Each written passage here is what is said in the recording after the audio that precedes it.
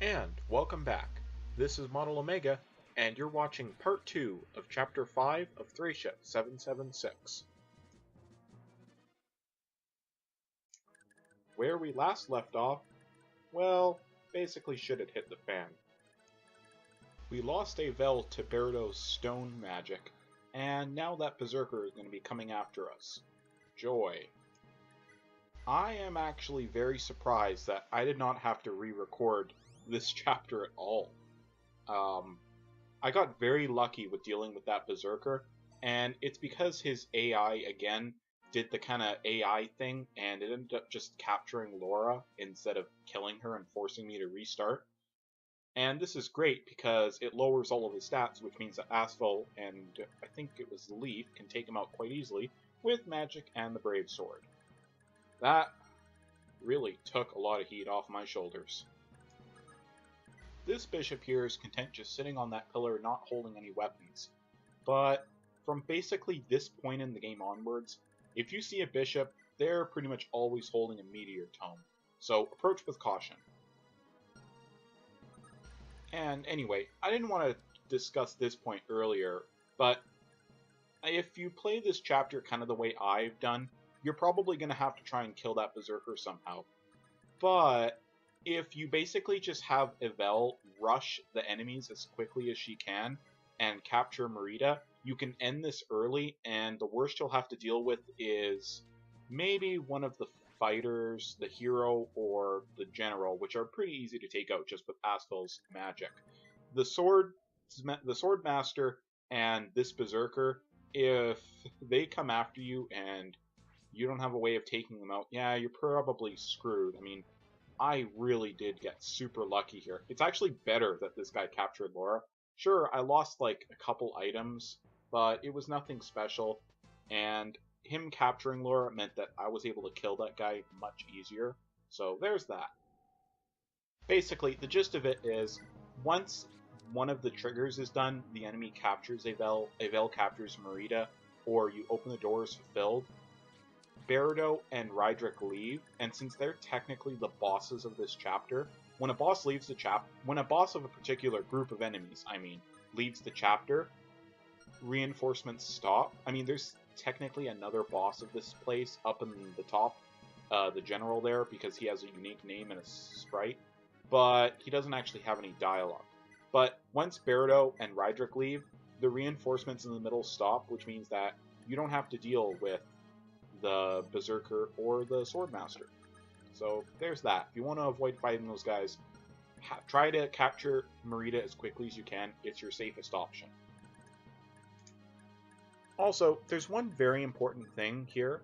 If you've been putting it off until now, you should really capture one of the soldiers that holds a short lance here so Karen can use it. Unless you actually don't want her to fight, because as I've stated earlier, mounted Pegasus Knights can't use swords for some reason, so you need to give her a lance to hold, and she only has an E rank, so the only lance she'll be able to use from all the chapters so far is one of the enemy's short lances.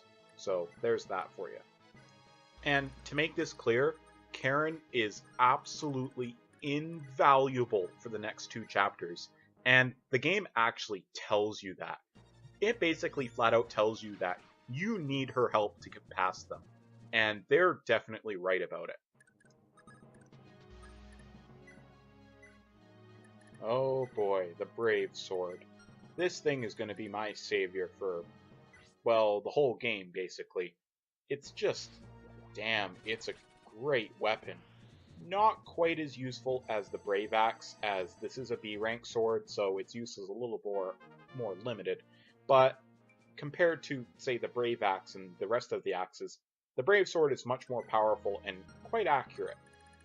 It's actually better than the Master Sword. Now, I'm not talking about the Legend of Zelda weapon. There's a sort of high tier of weapons in this game called the Master weapons, like the Master Lance, Master Axe, Master, the whole shebang. The Master Sword is basically the Brave Sword, but weaker, less accurate, but with a crit chance. But the Brave Sword, I mean, for this early in the game, it's probably the best weapon you're going to have for I don't know how long.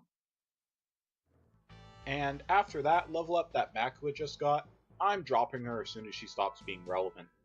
She's just not going to be able to deal a fair amount of damage to enemies, and she's not getting build to compensate for the fact that she gets axes when she promotes. Sorry girl, but your stat growth is just not good, and you don't have any other tools that you can use like Brighton's Wrath to make you continue to be useful. Sorry. Fair warning about those archers and the general up there. They all have long bows, which are not actually 3-range bows like in other Fire Emblem games. They're basically the equivalent of steel bows, just with a different name, less might and less accuracy, and also heavier. If you have 2 or 3 of those guys attacking you at once, you're probably going to lose a unit because they're still fairly accurate and they hit like a brick this early in the game. In fact, the general did actually kill one of my guys, and I did actually have to restart this chapter once.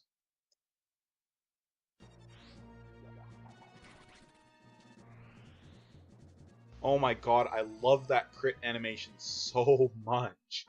It's the kill in one hit attack first crit animation, and it's used by Leaf the Lord as well as every dismounted knight class aside from the dismounted free knight, which uses mercenary animations. And I mean, oh damn, that just looks so sexy, doesn't it? You know what? Let me play that again for you just to show you how cool it is.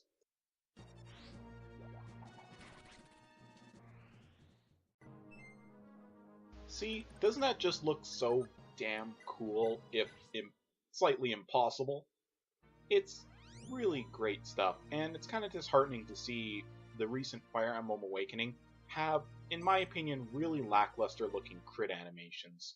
I mean, don't get me wrong, the animations themselves are, really well done, but just the crit animations are basically just slightly more exaggerate attacks, and they kind of look really boring, to be honest. I don't know why I'm fiddling through the options here. I think I was looking for a way where I could make staff animations not actually appear as battles, which is actually something Awakening can do. But regardless, I found it a big step down from Radiant Dawn, which I still think has the best overall combat animations in the game. Had all, kind of insane stuff with all its flips and spins and defying gravity, basically. Also, did you see earlier Nana missing a heal on Brighton? Not this one here, but about 20 seconds before in the video. I talked about that back in Chapter 3, but this is the first time it actually happened. And yes, it never doesn't get annoying, especially if you're counting on a heal, which I kinda do in the next chapter, to save you from a tight situation. Yeah. Beginning here is my long trek to get someone all the way around the map to open that chest with the magic ring, which I promptly forget to use until midway through the next chapter. Oh, why do I do these things to myself? I sent Leafus because he has 2 movement stars, so he may get lucky and do it a bit faster. If I wanted to do it the absolute quickest, the best option would be to use Karen, have her go out, mount her Pegasus because it's technically outside, and then use her fast movement to get down and back, but Karen's a useful combat unit and Leafus isn't, so I sent him instead. This also ties into something that I've sort of mentioned earlier, but now I kind of feel more strongly about, having played this game and talked about it in greater detail. I really want Nintendo to remake this game in Genealogy of the Holy War, much like what they did with Shadow Dragon and New Mystery of the Emblem. It's just that, while these games are still really great and still, in my opinion, hold up really well, they have a lot of really odd and really anti-player intuitive design choices. And a lot of the stuff in this game requires you to have knowledge beforehand, or you're gonna get really frustrated. Stuff like having all your units escape before Leaf if you want any of them to appear with you in the next chapter. Stuff like capturing in general, or just various chapter-to-chapter stuff. I would really like it if they remade this game and did away with a lot of that. Maybe gave you a tutorial or explained it better, and maybe just changing the chapters around, like not having this chest having to backtrack through half of it to get to it. And with Genealogy of the Holy War, a remake such as that, with greater dialogue, stuff like character supports, I think would be really great because while that game is great, it really needed some extra character in it. And well, I guess I could say, well, there's the manga that does a really good job. It does leave out a few characters. So, Nintendo, you really do need to do something with these games. I mean, you still haven't even localized Sealed Sword in some way, which is baffling because people are still asking where the hell Roy is. You might as well do it. People are still going to be talking about it. So, there's my spiel on that at least. I mean, this also makes so much sense when you consider what a huge hit Awakening was. People are asking about the older games since they appeared. People are asking about Gaiden. People are asking about Genealogy of the Holy War. People are asking about this game. People were and are still asking about Sealed Sword. People want another Fire Emblem game, and people will buy it. You saw how well Awakening did. Well, to not make a huge pun about it, reawaken the series to a lot of people. And if you just need to make a game, well, there's 4 that you could remake. I mean, I don't know how big of a deal remakes are to game devs. I've never made a game myself, but you think that they're probably a bit easier and can be made a bit quicker. I mean, maybe that's why Shadow Dragon and New Mystery of the Emblem were made. So, yeah, I mean, I'm kind of assuming that Nintendo still kind of wants money at this point because the Wii U and the 3DS are still not quite doing as well as they forecast. This could be a way to spend a comparatively lesser amount of money making a game and hopefully make a great deal of money. So, yeah, guys, more reasons for you to remake these games. You would get a lot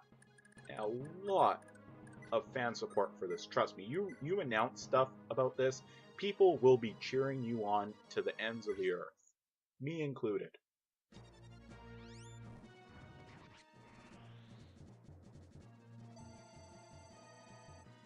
I'm kind of thinking in my head that I think that Astral would still be regarded as one of the best units in the game, even if he had, well, basically 0% growths in every stat. I mean, Sage promotions are absolutely ridiculous. He's got Graph Caliber, and he basically has sole use of the magic ring, unless you want to give it to Nana so she can heal better.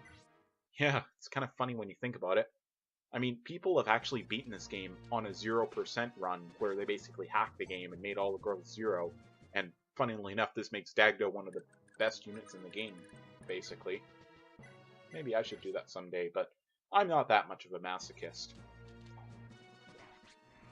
Anyway, that's about all it for this particular skirmish, so I'm just going to speed the next part up until I have to face the next group of enemies, including one bishop with a meteor tome.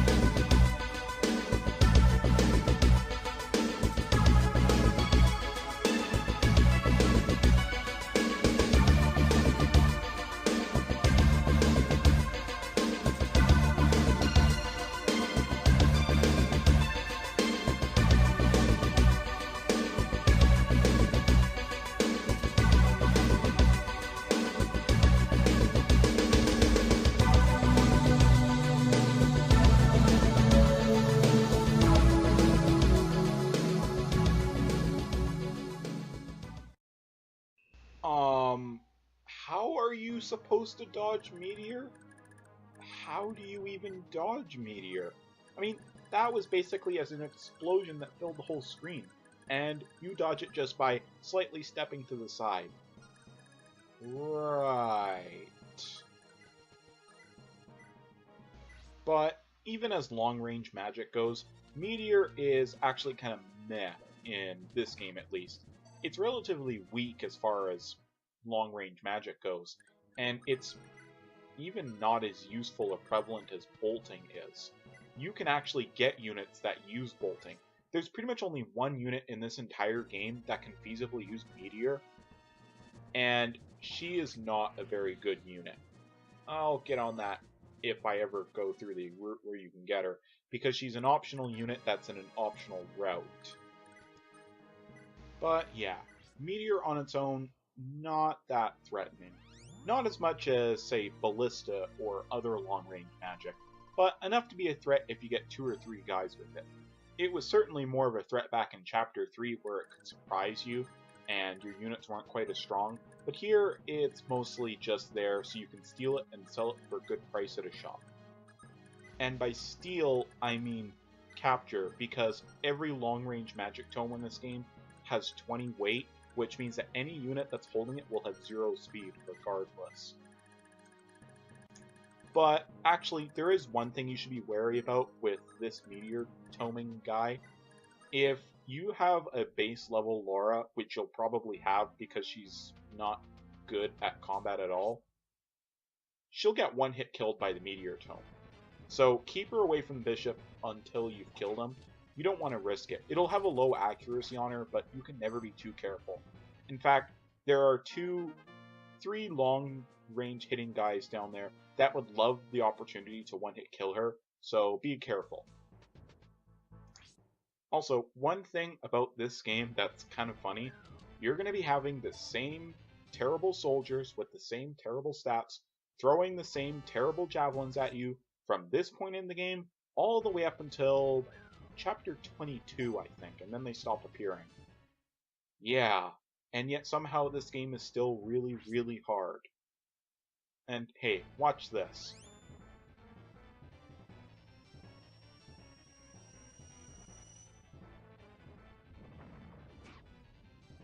Doesn't that look like it should hurt a lot more? I mean, I'm glad it doesn't, but when you're getting hit by a meteor like that, I'm thinking like OHKO stuff, but you know, there's already a tome in that game that does that, so let's not complain too much.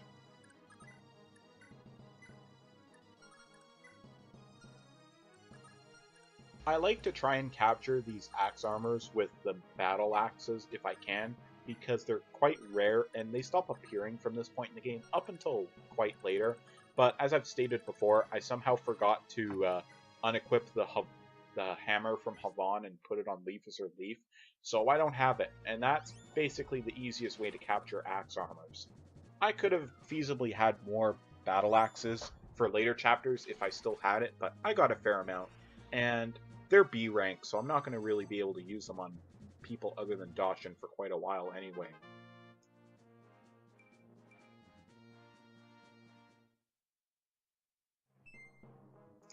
And here's case number 2 of Movement Stars actually helping me capture this guy. Except for some reason I decide not to capture him and instead just have Askell kill him for some reason. I mean, I probably could have just had Doshin go over there with the Brave Axe and capture him quite easily, but for some reason I chose not to. I have no idea why. And in this, I wasted 2 uses of Caliber Tome. Oh well.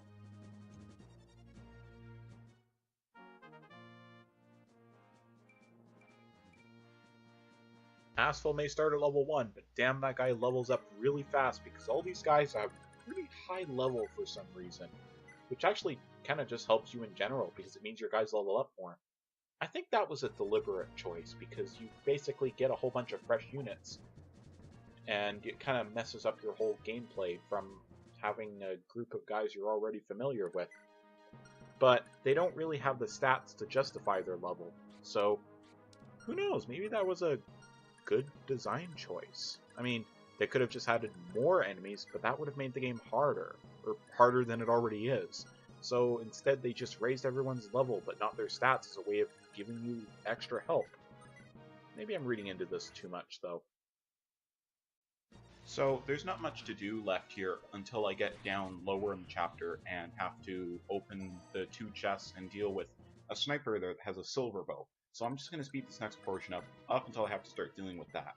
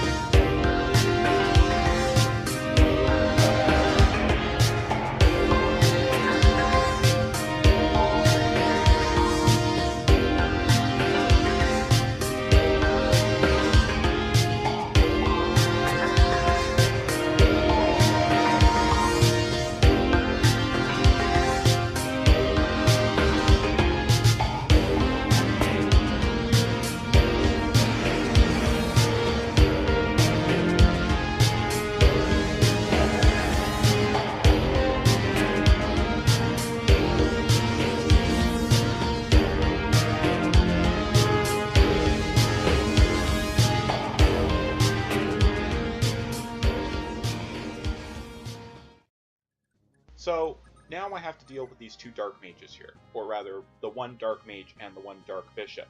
They have Yotsmagand, which is a really powerful magic, but thankfully it's very slow, which means that Asphalt can easily kill these guys with Graph Caliber. The first hit may not appear to do much damage, but Graph Caliber's crit bonus combined with Asphalt's PCC means that the second hit is always going to be a critical hit, unless of course he misses. But besides that, you should still be careful with Yotsmagand users, because Yotsmagand does have a decent crit bonus of 10%, and it poisons you if it hits in this game. All the time. I mean, was that really necessary? And one thing about this game that's different from other Fire Emblem games, status effects are permanent until you get rid of them. Someone gets put to sleep, they stay asleep until someone uses a restore staff on them. You get poisoned, you stay poisoned until you use an antidote. The only way to end it, besides using the cure, is to, well, end the chapter, basically. Also, poison can kill you in this game. Yeah, that's also something that wasn't in other Fire Emblem games. If your character is low HP and is poisoned, they could feasibly die if the numbers get rolled that way. Oh boy, oh boy. Better make sure you don't run out of vulneraries or heal staffs. There's one chapter coming up where practically everyone has a poisoned weapon. Joy. Thankfully, there's really not much left to do in this chapter besides open the chests and take out the few remaining enemies. All there's left is the one dark mage, the two mages, and there is one sniper down there with a silver bow. Thankfully, while the silver bow is threatening on its own, the sniper stats are actually just kind of basically the same as a regular archer, so he's basically just there to give you extra experience. And there's a funny thing about dark mages in this game. You may think that they're simply a promoted dark mage, but that's actually not true. They're their own separate class, just like bishops in this game. And in case you're wondering, no, priests do not promote into bishops in this game. They promote into high priests, just like in the previous game. Bishops are actually enemy only until the next game, Fire Emblem Sealed Sword. Anyway, in this case, dark mages are actually a promoted class themselves, having promoted from the Lopto mage. This actually means that you get a great amount of experience from taking out dark mages. And interestingly enough, there's only one enemy Lopto mage in the entire game, and it's someone that you can recruit. Which also means that Thracia 776 was the first Fire Emblem game to include a unit that could use dark magic on your team. Isn't that great? And about Yotsmagand poisoning enemies, that's only for the enemy team. That dark mage you get can use Yotsmagand just fine, but for some reason it doesn't poison. Man, when you think about it, this game just cheats sometimes. Anyway, I'd like to capture that sniper with the silver bow. Less so I can use the weapon myself, because dear god, I'm not going to have basically anyone that can use it for quite a while. And more so I can sell it and make a pretty good profit off of it. I would also suggest trying to capture the dark mage there, using, say, Fergus with the Brave Sword, if possible. Mostly because Yotsmagand is a pretty pricey tome you can get a pretty good profit off of selling.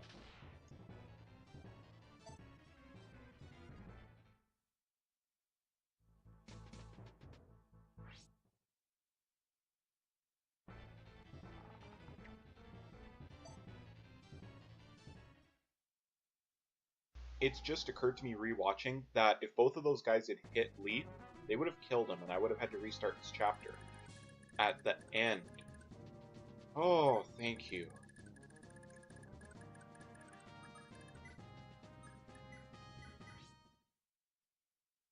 Boy, I am really looking forward to the next two chapters. They're both super fun, and you finally get to mount all of the knights you've acquired so far. It's going to be a great ride. And, as you may expect by now, really nothing left to talk about in this chapter, aside from kill the rest of these guys and have everyone escape. So I'm just going to skip ahead up until basically the end. So I'll see you guys in Chapter 6 next video, and hopefully I'll be able to get these out a bit more. I'm looking into issues with my mic. I know that sometimes you get like a static sound, and I've tried everything to fix it, aside from actually just buying a new mic, which I'm hesitant to do. So if anyone knows what may be causing a bit of fuzzy static at just the start of a recording, that's the thing, could you please let me know, because no one I've talked to has been able to help me. So anyway, This has been ModelOmega, and thank you for watching.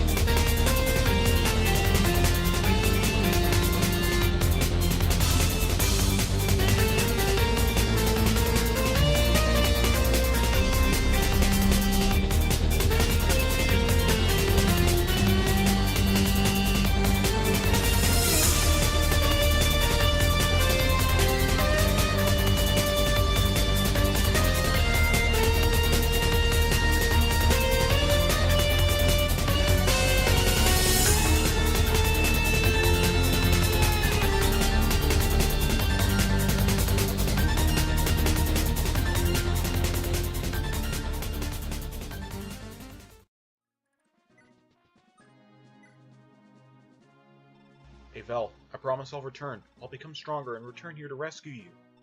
Someday, I promise.